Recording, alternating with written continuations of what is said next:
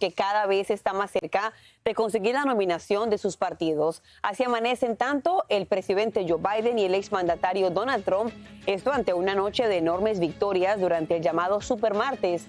El exmandatario continúa su racha de dominio sobre Nikki Haley a pesar de haber perdido en Vermont, mientras que Joe Biden, el presidente, domina con cerca del 80% de los votos.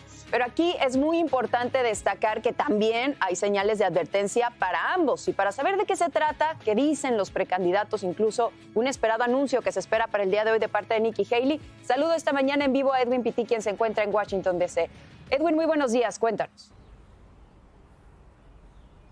¿Qué tal, Paulina y Carolina? Muy buenos días. Fue un supermartes sin muchas sorpresas, tomando en cuenta que realmente ninguno de los precandidatos tenía algún oponente fuerte dentro de su partido. Tanto Donald Trump como el presidente Joe Biden, de una manera bastante cómoda, continuaron acumulando una gran cantidad de delegados en sus partidos que los acerca más a esa revancha por la Casa Blanca pautada para las próximas elecciones presidenciales en noviembre. Sin embargo, hay nueva información con respecto al futuro político de la ex gobernadora por Carolina del Sur, Nikki Haley, quien era la principal contrincante de Donald Trump dentro del Partido Republicano. Será esta mañana cuando en un discurso en Carolina del Sur ella suspenda su campaña, pero quedará muy claro que no le dará su apoyo directo al expresidente Donald Trump, tal como lo ha prometido anteriormente. Vamos a escuchar lo que sí comentó Donald Trump en las últimas horas luego de su abrumadora victoria en la mayoría de los estados de ese supermartes.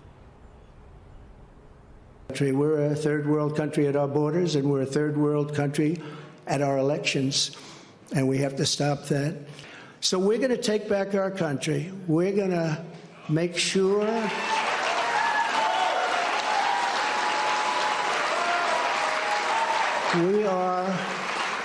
we are going to do it right. We're going to have the greatest economy ever in the history of our country. We're going to top what we did. El presidente Joe Biden también reaccionó a través de un comunicado donde dijo lo siguiente, y cito: los resultados esta noche dejan al pueblo estadounidense una opción clara. ¿Vamos a seguir avanzando o permitiremos que Donald Trump nos arrastre hacia atrás, hacia el caos, la división y la oscuridad que definieron su mandato? Y precisamente hablando de sorpresas, vemos cómo Joe Biden no logró ganar todas las primarias que estaban en juego el día de ayer. Perdió una que se ha convertido en una derrota simbólica. Estamos hablando del territorio norteamericano en Samoa, donde ganó el empresario Jason Palmer. Esto definitivamente que no tendrá pues un revés o una repercusión negativa en la campaña de reelección del presidente Joe Biden, pero sí deja muy claro que no pueden dar por sentado a todos los votantes demócratas en este país. Y te pregunto, Edwin, también a pesar de que ambos tendrían de alguna forma esa nominación de su partido asegurada, también se habla de posibles sorpresas que ambos deberían tener presente. ¿Qué nos puedes contar? Sí, Carolina, las sorpresas son muchas, empezando con Trump, con el hecho de que los votantes, los que apoyan a Nikki Haley, han dejado muy claro que jamás votarían por una persona como Donald Trump. Por eso el mensaje de Haley el día de hoy va a incluir ese llamado a la campaña de Trump a que tiene que luchar para poder de alguna manera convencer a sus votantes para que crucen a ese movimiento y que haya algo de unidad dentro del Partido Republicano. En el caso de Joe Biden vemos cómo todavía no sigue recibiendo el apoyo, debo decir, de los votantes que se definen como no comprometidos. Esto ha ocurrido en estados como Minnesota y Colorado, donde las personas, en su mayoría árabes norteamericanos, no están de acuerdo con el manejo que la Casa Blanca le ha dado al conflicto entre Israel y Hamas. Soy Edwin Pitti reportando desde Washington para La Voz de la Mañana. Regreso con ustedes al estudio. Nueva información sobre el incendio en un almacén en Michigan, porque un joven de 19 años perdió la vida en un área cercana a esta explosión tras ser golpeado en la cabeza con un pedazo de escombro. Este joven llegó al hospital con vida, lamentablemente falleció más tarde. Y como les informamos oportunamente aquí en La Voz de la Mañana, una compañía surtidora de materiales de vapeo en la ciudad de Clinton Township se incendió generando fuertes explosiones. Y según las autoridades, la empresa recibió recientemente un cargamento de contenedores de butano. También había líquido para encendedores y más de 100,000 vapeadores con baterías de litio en su interior. Y también tenemos más detalles sobre el fatal accidente de una avioneta en una autopista de Nashville, Tennessee.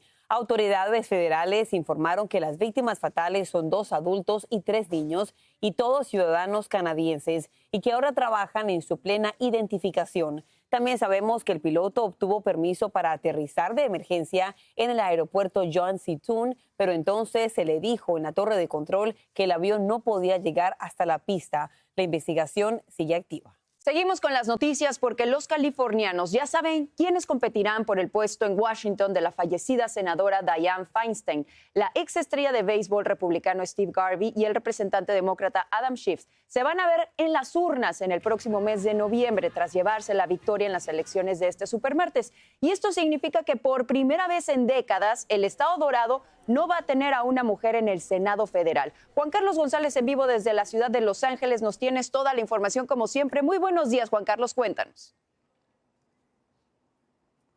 Buenos días, qué gusto en saludarlos, Paulina. Bueno, pues sí, fíjate que fue una contienda más o menos esperada, como le informamos o como lo hemos estado informando aquí en La Voz de la Mañana.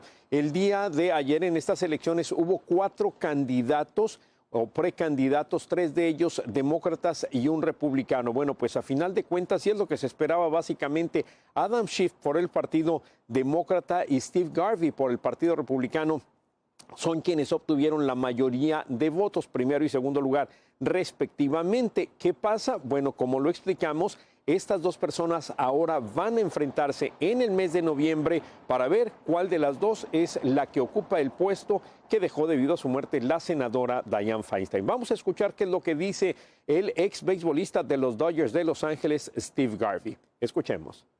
Welcome to the California comeback.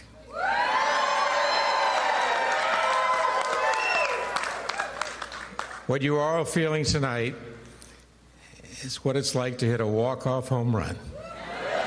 Kind of like San Diego in '84. Because the networks have called it. We're going on to face off against Adam Schiff. Bueno, pues así es, ocupando o utilizando más bien un lenguaje bastante beisbolístico, es como se refirió a la gente o se pronunció ante la gente que lo apoya aquí en el estado de California. Esto fue en la localidad de Palm Springs. Ahora, ¿qué es lo que dice Adam Schiff, quien es el contendiente por el Partido Demócrata y quien ha pasado más de 2 décadas en el Congreso de los Estados Unidos? Vamos a escuchar. But you had my back every step of the way. Every step of the way.